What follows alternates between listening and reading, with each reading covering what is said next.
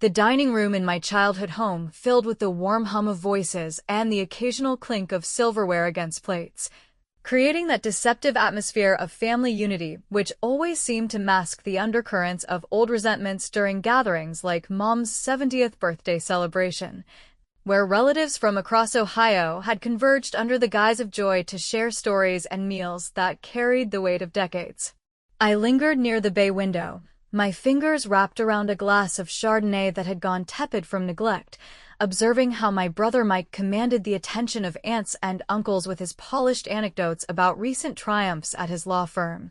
his laughter booming in a way that echoed the confidence he'd always possessed, bolstered by the subtle nods of approval from Mom, Evelyn, whose silver-streaked hair caught the soft glow of the chandelier as she moved gracefully among her guests despite the arthritis that now limited her once vibrant steps. The table overflowed with traditional comforts like creamy deviled eggs flecked with paprika, a heaping bowl of potato salad dotted with crisp celery, and Aunt Judy's infamous rum cake, its rich aroma mingling with the faint scent of poinsettias arranged in vases along the mantel, reminders of holidays past that stirred a mix of nostalgia and quiet bitterness in me. Sarah Thompson, the 42-year-old divorcee who had driven 3 hours from Cleveland after a grueling week of client meetings, just to be here, only to feel like the perpetual outsider in my own family's narrative. Mike wrapped up another tale, this one about outmaneuvering a rival in a high-stakes negotiation that supposedly saved his client's entire portfolio from collapse, and the room responded with appreciative chuckles and raised glasses, their eyes lighting up as if he were the unchallenged hero of our shared history, a role he had effortlessly claimed since childhood when teachers praised his charm while overlooking my diligent efforts in debate club or late-night study sessions that earned me scholarships without fanfare. Mom stepped forward then, her posture straight and commanding in the simple navy dress that hugged her frame, lifting her glass of Merlot with a smile that blended warmth and that familiar edge of favoritism, declaring in her clear, resonant voice, "Here's to my favorite child, the one who never let me down," a statement that rippled through the assembly like a well-timed punchline, drawing eruptions of laughter from cousins and in-laws who assumed it was her signature blend of humor and affection directed equally at all of us, though I caught the deliberate flicker in her gaze as it settled on Mike, lingering there with an unspoken endorsement that twisted like a knife in the unresolved grievances I'd carried for years. The words hung in the air, amplifying the invisible divide that had always separated me from the pedestal on which she placed him, the son who breezed through life with opportunities handed to him while I navigated divorces, career pivots, and the solitary grind of building a marketing consultancy from nothing, often calling home during crises only to receive measured responses that prioritized his schedule over my struggles. Rather than forcing a laugh to blend into the chorus of amusement that filled the space with superficial harmony, I placed my glass on the polished sideboard with deliberate calm, delving into my purse to retrieve the plain envelope that had arrived unexpectedly at my doorstep 2 days prior, its arrival stirring a storm of curiosity and resolve within me as I traced the postmark from a nondescript town in Pennsylvania that evoked hazy memories of Mom's infrequent mentions during late-night conversations after Dad's passing. Approaching her amid the fading echoes of mirth, I extended the letter and murmured just loud enough for her ears alone, "That's odd, because this came for your favorite yesterday," watching as her fingers, usually so steady when toasting or serving, trembled violently enough to threaten the stability of her wine glass, the deep red liquid swaying perilously close to spilling over the rim and staining the cream-colored tablecloth below. In that suspended moment, the party's buoyant energy seemed to recede into a muffled backdrop, her complexion paling beneath the makeup she had applied with care, as if the sight of the envelope conjured specters from compartments of our family history long sealed away in attic boxes filled with faded photographs and unspoken regrets, and I stood there, heart pounding with a blend of vindication and trepidation,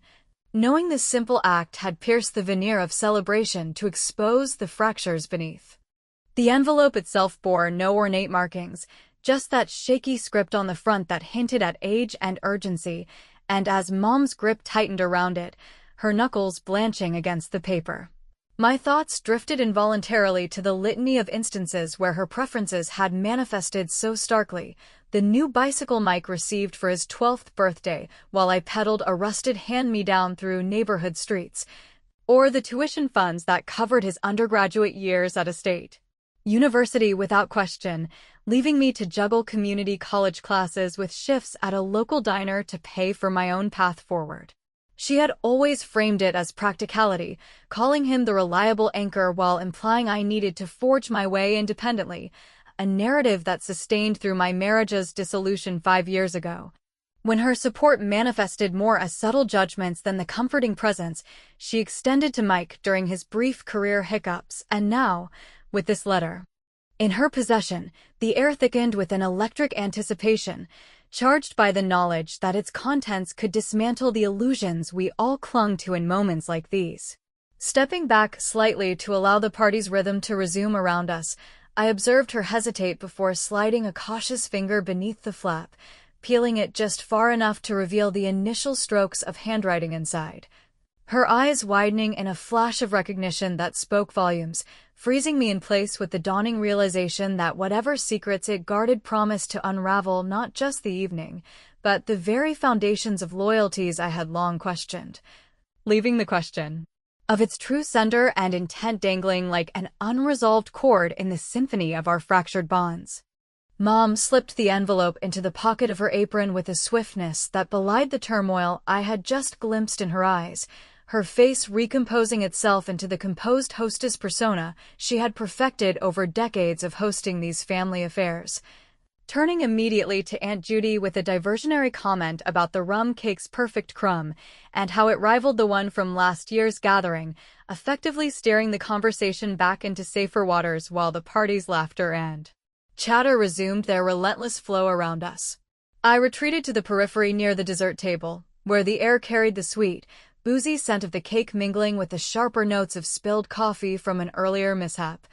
Methodically breaking off small pieces with a plastic fork that did little to satisfy the knot of anticipation twisting in my stomach, my gaze fixed on how Mike continued to circulate among the guests with his effortless charisma, accepting compliments on his latest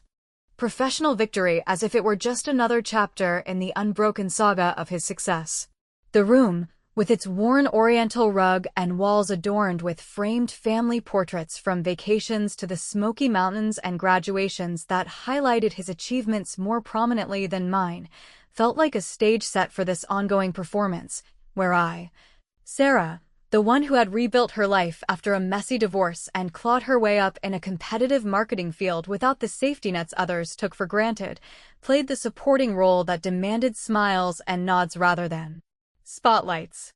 As the evening progressed into the living room phase of the celebration, where Dad's old carousel slide projector hummed to life under Uncle Ray's enthusiastic operation,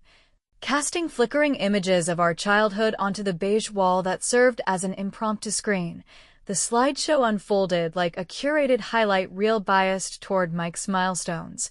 From his Little League triumphs, with trophies gleaming in the sunlight, to his college acceptance letter held aloft in a photo where Mom's arm wrapped protectively around him, while my own accomplishments, like the state debate championship I won in senior year or the full scholarship to community college that allowed me to escape the small-town expectations, merited only passing mentions or were skipped entirely in favor of anecdotes about his quarterback days. Lisa, Mike's wife with her practical bob haircut and the patient demeanor of someone married into this dynamic for 15 years, leaned over during a particularly glowing slide of Mike's law school graduation and offered a conciliatory whisper about how Evelyn was simply more vocal about her pride in him because he reminded her of Dad's steadfast nature. But I countered with a wry observation delivered in a tone light enough to pass for banter, remarking that it must be exhausting to be the family's one-man highlight show when the rest of us were just filling in the blanks, which elicited a ripple of chuckles from the nearby cluster of cousins who appreciated the subtle poke without grasping its deeper roots in the resentments I'd harbored since those high school years when Mom's resources funneled toward his athletic gear left me borrowing textbooks from the library. The projector clicked through more images, evoking a wave of nostalgic commentary from the adults sprawled on the mismatched sofas and armchairs. Their voices overlapping in reminiscences about summer barbecues and holiday drives to visit extended kin in Pennsylvania, territories that now stirred vague associations with the envelope's postmark and the unease it had planted in me, especially as I recalled Mom's occasional, wine-loosened stories about relatives who had drifted away after financial disputes in the family's earlier generations, hints of inheritances squandered or secrets buried to preserve appearances. Mike, catching the undercurrent in my expression during a lull, approached with a glass of scotch in hand and a brotherly pat on the back that landed heavier than intended. Inquiring in a voice pitched low beneath the slideshow's narration about the letter's purpose and why I had chosen her birthday of all moments to introduce such an element of surprise, to which I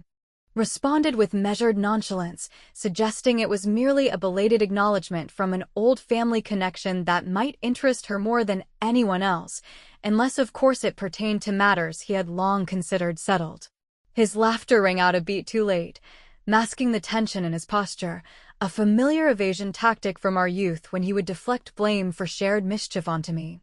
And as we exchanged pleasantries about my recent promotion and the solitude of single life post-divorce, I wove in a casual reference to how certain past obligations had a way of resurfacing unexpectedly, like overdue accounts from decades ago that no one anticipated would demand reckoning, observing closely how his fingers drummed against his glass in a rhythm that betrayed the composure he projected so masterfully to the rest of the room. With the slideshow winding down amid applause and requests for encores that Uncle Ray promised for next year, the group dispersed toward the punch bowl in the adjoining sunroom, where conversations splintered into smaller pods discussing career paths and child-rearing woes that resonated with the midlife audience gathered there, many of them navigating similar tensions between ambitious offspring and the parental expectations that shaped their own adulthoods in the heartland. I inserted myself into a circle with Lisa and a couple of second cousins, steering the talk toward the pressures of maintaining facades in professional circles, drawing parallels to how Mike's firm demanded constant wins while my consultancy thrived on adaptability, and in a moment of calculated levity, I proposed an impromptu toast to the unsung heroes of family lore, those who patched things together without parades, which drew affirming nods and allowed me to subtly underscore my own contributions, like the times I had driven hours to help Mom after Dad's death or covered unexpected repairs on the house when Mike's schedule kept him away, without descending into outright accusation.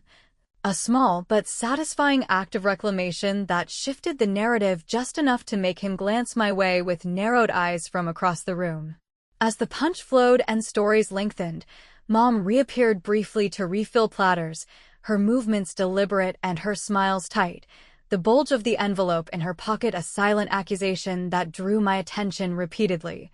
amplifying the sense of impending revelation and the moral quandary of whether to press forward with what I knew or let the evening dissolve into the routine goodbyes that typically capped these events, preserving the fragile peace at the cost of my own unresolved grievances. The clock on the mantel chimed 10 times, signaling the gradual exodus of relatives who bundled into coats against the crisp Ohio autumn air, exchanging hugs laden with vague promises of future visits and holiday cards that rarely materialized. And I pitched in with clearing the table, stacking plates slick with remnants of the feast while Mom avoided direct eye contact, her focus fixed on scrubbing a non-existent spot on the linen, the weight of the letter manifesting in her clipped responses to my offers of help. It was in this domestic interlude, amid the clatter of dishes and the fading echoes of departing cars, that Mike materialized in the kitchen doorway, his expression a blend of feigned casualness and underlying urgency, drawing me aside into the shadowed hallway where the family portraits loomed like silent witnesses, and he leaned in close to murmur that whatever intrigue I had stirred with that envelope needed to cease immediately because its implications reached far beyond what I could possibly comprehend, his words trailing off into a warning that hung unfinished as footsteps approached from the living room, leaving the air charged with the promise of deeper confrontations yet to unfold. Mike's whispered admonition lingered in the dim hallway like an unwelcome fog as he guided me further into the kitchen under the pretense of grabbing another drink, his hand firm on my elbow in a gesture that blended brotherly concern with an undercurrent of control he had wielded since our teenage years when he would steer conversations away from his own slip-ups to spotlight my minor infractions. All while Mom watched from the stove where she now busied herself rearranging cooling pies as if the simple act of aligning their edges could realign the evening's disrupted harmony. I eased out of his grasp with a measured step back toward the counter, crossing my arms in a stance that mirrored the defensiveness he so often projected onto others, and replied in a voice laced with irony that cut through the tension without escalating it outright. Observing how his eyes, usually so steady in boardroom battles, darted toward the doorway where the last echoes of laughter from the living room suggested the party still clung to its festive facade despite the undercurrents we three knew were swirling beneath. Mom glanced up briefly from her task, her expression a complex tapestry of exhaustion and wariness that spoke to the decades she had spent mediating between us, favoring his path of least resistance while nudging me towards self-reliance that often felt more like abandonment, and in that shared silence broken only by the distant hum of the dishwasher, I sensed the fragile equilibrium of the night teetering on the brink of something irreversible, fueled by the envelope's presence that now felt like a Pandora's box half-opened in our midst. The intrusion of Aunt Judy into the kitchen shattered the moment with her boisterous energy, her arms laden with empty serving trays as she declared the need for a round of charades to revive the flagging spirits before everyone dispersed into the night. Her enthusiasm pulling us back into the fold of relatives gathered in the adjoining family room where mismatched furniture and shelves lined with Dad's old law books created a cozy yet cluttered backdrop for such impromptu games that had become a staple of these gatherings, evoking memories of simpler times when sibling rivalries played out in harmless theatrics rather than the loaded exchanges we navigated now. Mike drew the first card with a flourish, launching into an exaggerated pantomime of a golfer navigating a treacherous course that had the room roaring with recognition and applause. His performance polished and engaging in a way that reinforced his role as the family's entertainer, the one who could diffuse awkwardness with charm while I, when my turn came, selected a prompt for disappointed parent and embodied it with deliberate sighs, furrowed brows, and a theatrical shake of the head that mirrored Mom's expressions from our youth when she lamented my choices over his seamless ones, drawing peals of laughter from the assembly that masked the pointed commentary on our dynamics and left Mike's responding chuckle sounding a touch hollow, a subtle victory for me in reclaiming narrative ground through wit rather than confrontation. As the game progressed with cousins fumbling through impressions of celebrities and historical figures that sparked debates over accuracy and era, Mom interjected during a pause with a seemingly offhand remark about Great-Uncle Harold, the enigmatic relative who had vanished in the mid-'80s amid whispers of a failed venture in real estate that left family ties strained, her tone casual yet laced with a hesitation that caught my ear, especially given the Pennsylvania postmark on the envelope, suggesting connections to those long-buried branches of our lineage that she had always glossed over in favor of more triumphant tales. Those recollections pulled me into a reverie amid the game's chaos, transporting me back to the linoleum-floored kitchen of our high school days where Mike returned home unscathed from a joyride in Dad's car that ended in a ditch, receiving only a stern lecture followed by permission to use it for dates, whereas my infraction of sneaking out to meet friends for a late movie resulted in a month's grounding and Mom's lectures on responsibility that positioned me as the cautionary tale against his golden standard, a pattern that extended into adulthood when she co-signed his student loans without question while I navigated community college debts through endless waitressing shifts that left me bone-tired and resentful of the uneven scales. The charades wound down with cheers and good-natured ribbing, transitioning seamlessly into a circle of storytelling on the worn sectional sofa where relatives shared updates on their lives, from promotions in corporate jobs to the challenges of empty nests that resonated deeply with the audience of midlife peers who understood the quiet erosions of time on family bonds, And it was during one such exchange about financial pressures in uncertain economies that Mike excused himself briefly, his phone buzzing insistently, leading him to the den where I later overheard fragments of his conversation through the cracked door. Phrases like covering the payments this month and she can't know about the shortfall filtering out in a hushed urgency. That painted a picture of cracks in his supposedly unassailable career facade. A revelation that twisted the knife of long-held suspicions and amplified my internal debate over whether to leverage this vulnerability for the reckoning I craved or preserve the illusion for the sake of collective peace. Lisa, perceptive as ever in her role as the family's quiet observer, noticed my distraction during a lull in the tales and drew me aside near the bookshelf. Her voice soft with empathy as she acknowledged the evening's undercurrents and urged a bit of grace toward Mike, citing the invisible stresses of his high-pressure firm that she claimed mirrored the corporate grind many in the room faced. But I responded with a thin smile and a gentle counter that grace had its limits when it flowed one way for years, alluding to instances like the time I covered Mom's medical copays after Dad's death while he sent store-bought cards from afar, a disclosure that hung between us without bitterness yet planted seeds of doubt in her unwavering support. The clock edged toward 10:30 as the group's energy waned, prompting the inevitable drift toward coats and keys, but before the full dispersal, Uncle Ray unearthed a box of old photographs from the hall closet, spilling faded prints across the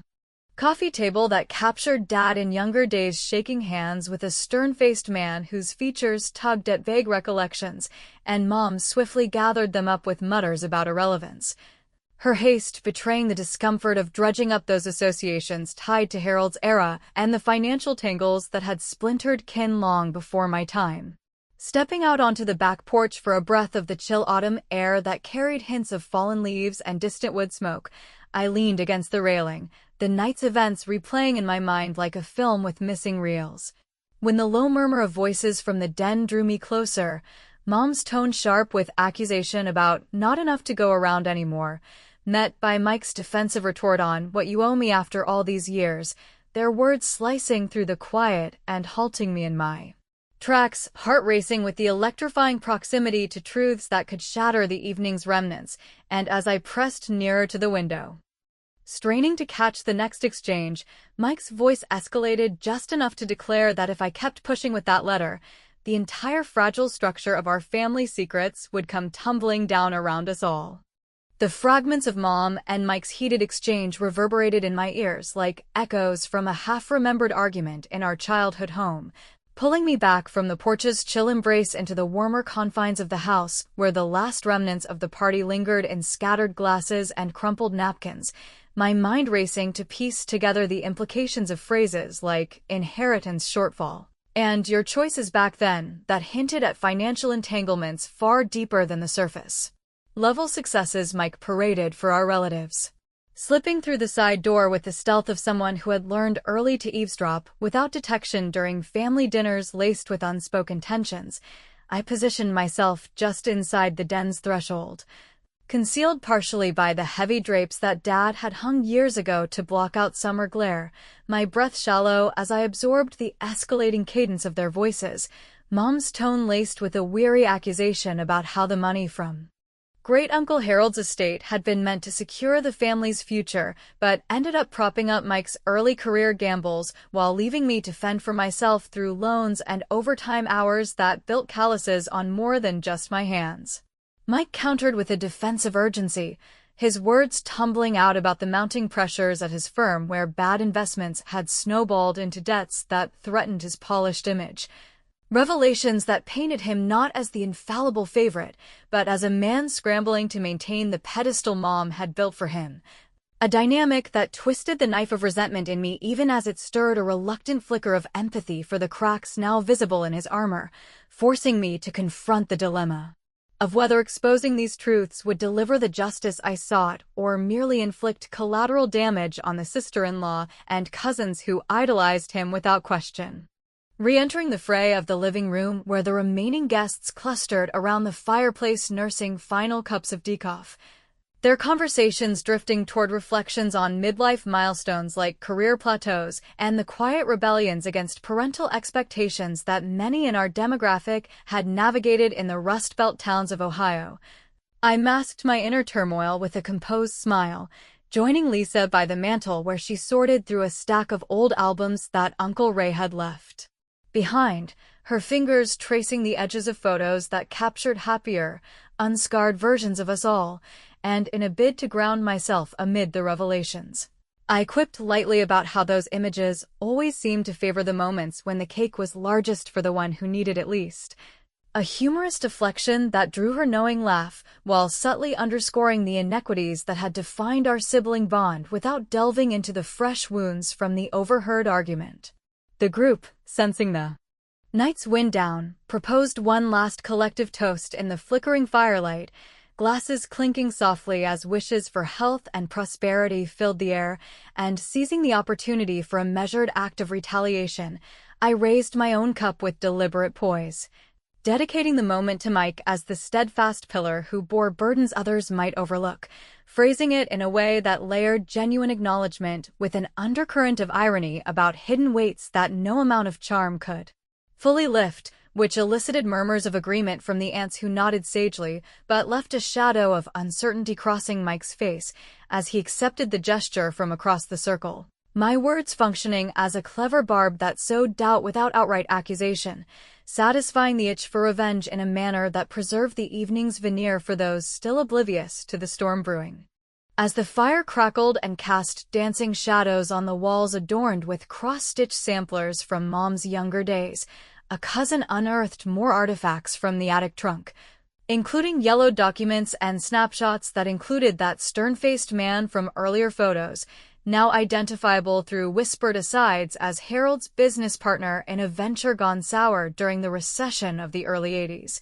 Details that Mom attempted to dismiss with a wave and a comment about ancient history. Not worth revisiting on a night meant for celebration, yet her haste only amplified the intrigue, linking directly to the envelope's origins and the scandalous underbelly of family finances she had shielded from us for so long. The dilemma intensified within me during this interlude, weighing the satisfaction of unveiling Mike's vulnerabilities against the potential fallout on Mom, whose favoritism, while infuriating, stemmed from her own losses after Dad's sudden heart attack that left her clinging to his image in Mike while pushing me toward independence that bordered on isolation, a choice that now seemed less malicious and more like a flawed coping mechanism, compelling me to question if my pursuit of payback veered into pettiness that audiences might view as disproportionate to the slights endured. Humor surfaced unexpectedly when Uncle Ray, emboldened by a second helping of punch, attempted to recreate a long-ago family dance from one of the photos, stumbling into a side table and sending coasters flying, prompting my deadpan remark about how some legacies tripped over themselves when least expected, a line that lightened the mood and masked the deeper truths it evoked, allowing the laughter to bridge the growing chasm of conflict without fully concealing it from those attuned to the subtext. By the time the clock neared 11, the house emptied further as relatives bundled against the deepening autumn chill, their taillights fading down the driveway with waves and calls of "see you at Christmas," leaving behind a hush broken only by the settling of embers in the grate, and I busied myself with folding linens in the dining area, the scent of cooling wax from extinguished candles mingling with the faint residue of rum.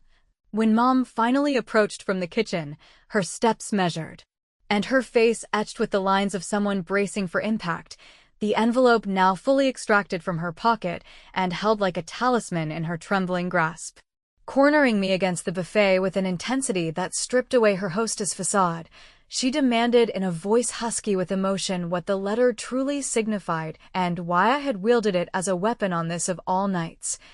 Her eyes searching mine for clues to the sender's identity and the motives behind my timing, a confrontation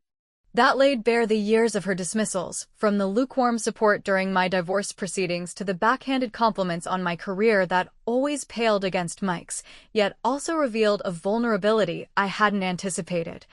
stirring a mix of triumph and regret that made my response catch in my throat. As I began to articulate the letter's arrival at my door and the curiosity that propelled me to deliver it, Mike loomed suddenly at the hallway's end, his silhouette framed by the soft glow from the kitchen light, his expression a storm cloud of interruption.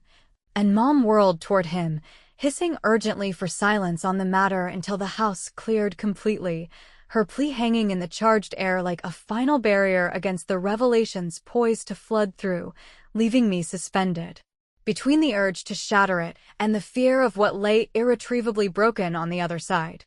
Mom's urgent hush to Mike reverberated through the narrow hallway like a final plea to salvage the remnants of the evening's pretense, her body turning fully toward him with the envelope clutched in one hand and the other extended as if to physically bar the flow of words that threatened to cascade into irreversible damage, while I remained pinned against the buffet,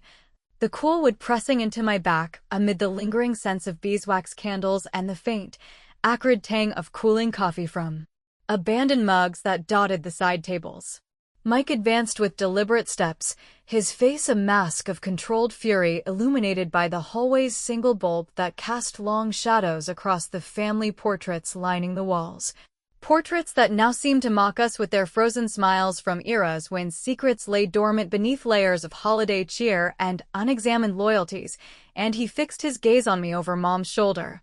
demanding in a voice strained with the effort of restraint what game I thought I was playing by dredging up relics from the past on a night meant for her milestone. His words laced with the defensiveness of someone whose carefully constructed world teetered on the edge of exposure after years of benefiting from the very imbalances he now decried. The air thickened with the weight of unspoken histories, pulling us into a triad of confrontation where Mom's trembling form bridged us, her eyes darting between her children as if weighing the cost of truths that could fracture the bonds she had nurtured unevenly, favoring Mike's stability as a balm for her widowhood while leaving me to navigate the tempests of divorce and professional reinvention with the sparse tools of resilience she deemed sufficient, a dynamic that now confronted her in the raw immediacy of this post-party hush.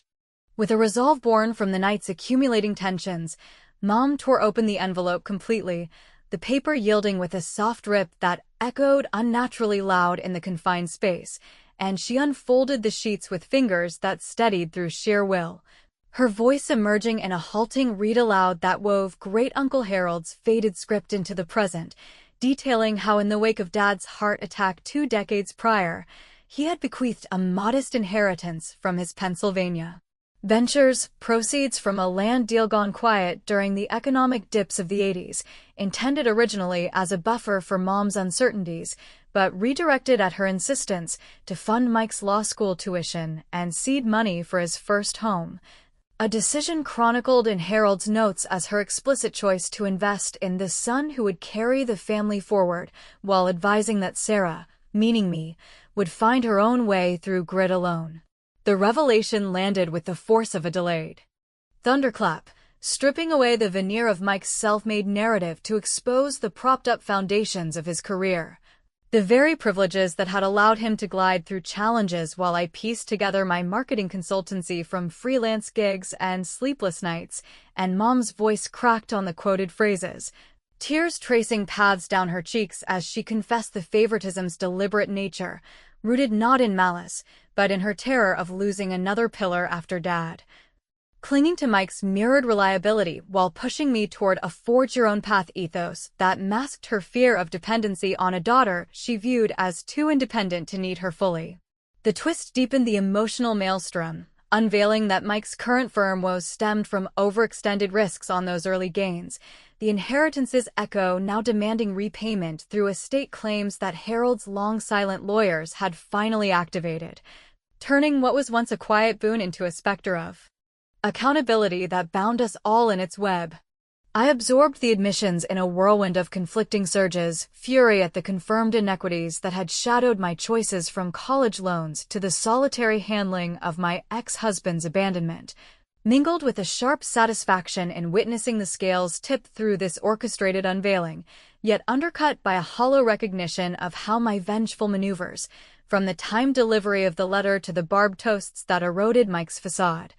had escalated a birthday into a battlefield. where collateral wounds inflicted on Lisa's trusting optimism and Mom's fragile dignity made audiences pause, wondering if my pursuit veered into the realm of overreach that punished as much as it rectified. For the culminating stroke of retribution, I lifted an invisible glass in mimicry of her earlier toast, my voice steady with a blend of wit and weariness as I intoned, "Here's to my favorite parent, the one who finally allowed the truth to take a bow," the phrase echoing her slight back at her. With precision that drew a choked laugh from Mike, who slid down the wall into a crouch, his confessions spilling forth about the debts piling up and the facade he maintained to shield her from worry, while Mom's sobs intertwined apology with deflection, murmuring about intentions warped by grief and the illusions she perpetuated to keep the family intact. We lingered there into the wee hours, the house enveloping us in its creaks and sighs as words flowed in fits and starts, hashing out the contours of restitution and reconciliation, but ambiguities persisted like stubborn fog. Why had her favoritism calcified so rigidly? Was it truly fear or an unacknowledged preference for his ease over my fire? And in my role as the avenger, had the clever barbs and revelations crossed into cruelty that mirrored the dismissals I decried, leaving viewers to grapple with the discomfort of siding against a protagonist whose justice felt as Pyrrhic as it was earned? As dawn's first light filtered through the curtains, painting the hallway in pale grays that softened the edges of our exhaustion, the letter lay discarded on the side table like a spent cartridge, its truths partially diffused but not fully exorcised. With questions of full repayment and mended ties dangling unresolved, compelling a reflective ambiguity where family fractures gleamed exposed yet not irreparably shattered, inviting contemplation on whether some secrets fortified more than they divided, or if the real betrayal festered in the pretense that allowed them to thrive unchecked, a provocation that lingers long after the voices fade.